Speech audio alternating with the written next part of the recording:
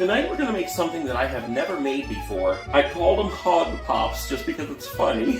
But what it actually is cake pops. Look at those. That's what we're going to be making tonight.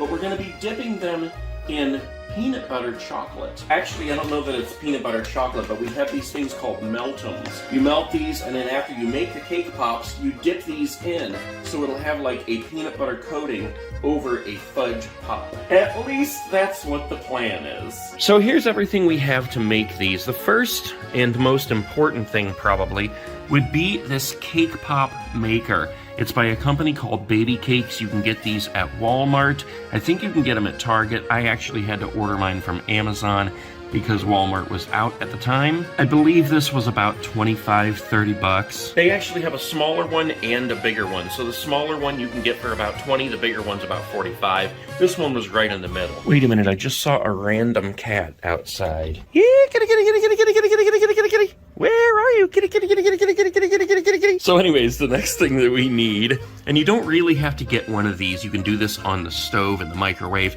But this is a candy melting pot. I also picked this up at Walmart, and I believe this was also about 20-25 bucks. Now I got two different kinds of things here because I want to make these fudge brownies and dip them in the peanut butter. However, if for any reason that doesn't work, I also got chocolate fudge cake mix. Both of these call for basically the same thing: water, vegetable oil, and eggs. And each of these were only about $1.50 a piece at Walmart. Now this was in the crafting aisle around the wedding stuff. You know, they have a lot of things that have to do with decorating cakes in that aisle. This is a cake pop holder.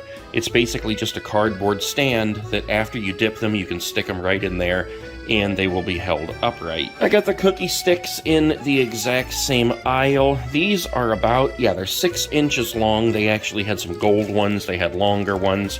I only bought 20 of them. I don't plan on making a whole ton of them, although I do plan on them being totally delicious. And I believe these are wooden, so I think you can use these over and over. We got the peanut butter melts in the same aisle. These can also be found in the aisle with chocolate chips. They have a lot of different colors and flavors. Chocolate, white chocolate, there's red, blue, yellow, and then they had these peanut butter ones. I think they even had like Cookie Crunch and a couple of other ones. And to top them off, I had to get out the candy eyeballs. Now these can be found in the dessert aisle as well. I bought these back at Halloween because I like to make little monster treats, of course. But these are about $1.50, and I thought it would be funny if we gave our hog pops some eyeballs. So here's what our two little machines look like out of the box. We've got the candy melter here, and this is like a silicone little thing that sits down inside there. Now I know if you're melting candy on a stovetop,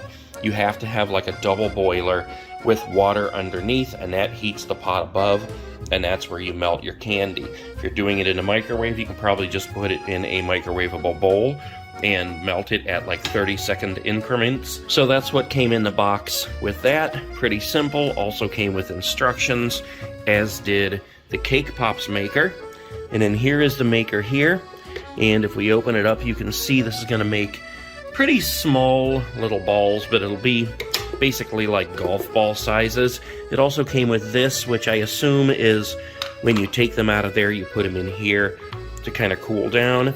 Came with this little thing, probably to pull them out of there. And this also came with a whole bag of the little pop sticks, I guess you'd call them. Now it looks like, by the way this thing looks, that we probably could have even passed on buying this. And this was like, I don't know, at least 10 bucks, maybe even 20.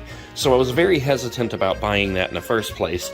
But yeah, looking at this, here's one of the sticks that comes with it, and you stick it right down in that hole and it serves the exact same purpose.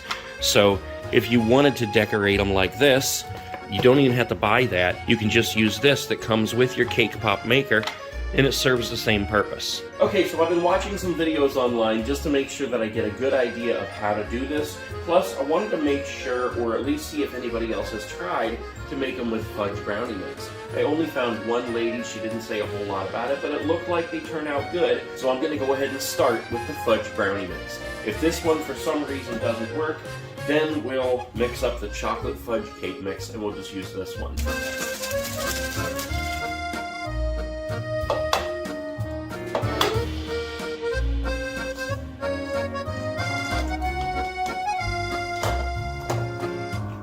Okay, so while that heats up, this batter is pretty dang thick.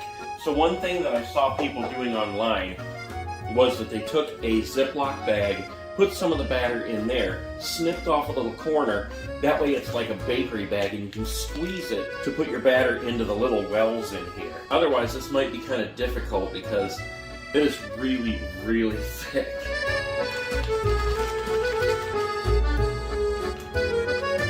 That was not easy.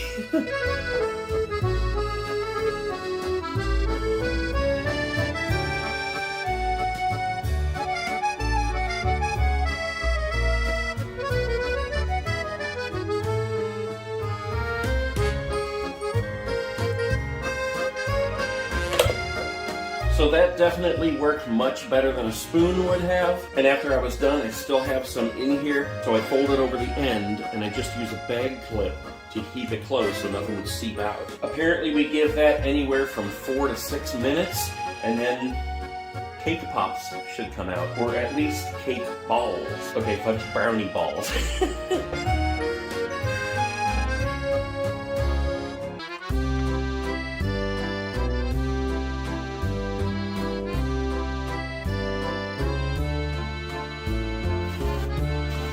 Okay, so those didn't turn out too bad. That's how they look.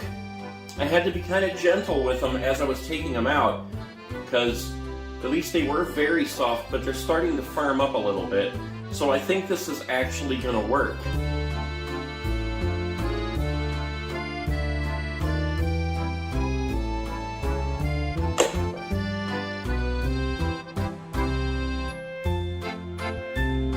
So that worked out really good. We got about 30 of these little holes, little donut holes, whatever you want to call them, hot pops, out of one box of brownie mix. Now there probably could have been at least 36 easily, but it was really difficult getting the batter into that bag, so I lost a lot in that process. It was a very clean, easy process though. This stuff all cleaned up really easily with just some paper towels.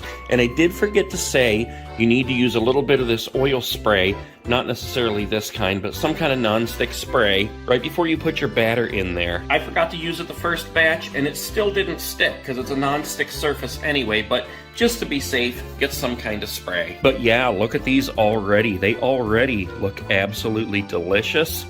And we haven't even got to coating them with the peanut butter yet. Okay, so I cleaned up my area. I got the melting pot ready, plugged it in. You have to let it warm up for 5 minutes before you add any of the chocolate. So here are our little donut holes, and they feel pretty good. You know, like when they first came out, they were really soft. I felt like I had to be really careful with them or they're gonna fall apart. But now they actually feel pretty solid, but you can tell that they're soft on the inside as well. I decided to use the really small sticks that came with the cake pop maker. And I also decided to go ahead and put this together because there's more holes in here. The other one only holds like 12. And this one looks like 11 in each of these. So 11, 22, 44. This will hold 44 pops. We got our Meltums here.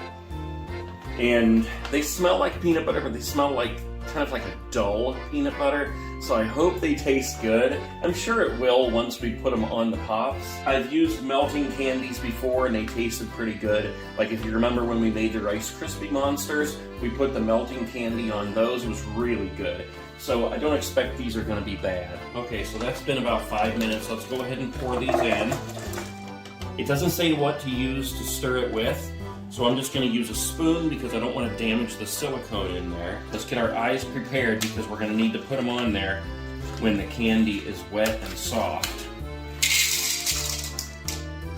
So it's taken about 10 minutes for this stuff to melt to this point already. It's not ready to dip these in yet, but what I understand is that you're supposed to dip the stick in, then stick it into the pop. Okay. I was trying to go in through the side, but if you go through the soft bottom, it's going to be better, I guess.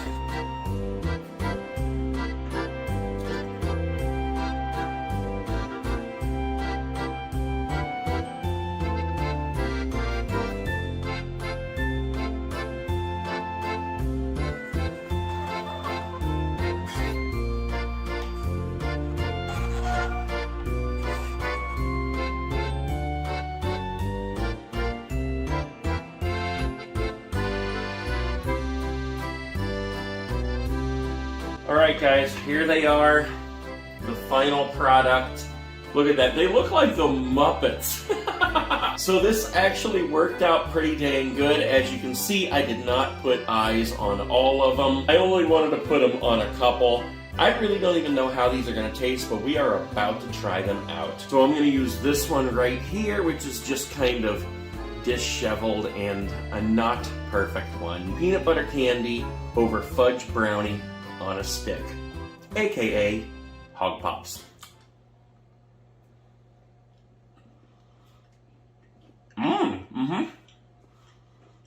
That is pretty dang good, actually. What the peanut butter reminds me of is if you've ever had peanut butter covered peanut butter cups. Like the peanut butter that covers those peanut butter cups is not the same peanut butter as what's on the inside. Kind of like a peanut butter fudge, basically. But that is pretty dang good. It worked out very well using the brownies. And once again, as you can see, it worked out very well using the peanut butter candy and the eyes. It actually looks like, it reminds me of McDonald's. Doesn't it? It reminds me of like Hamburglers. Mini little Hamburglers.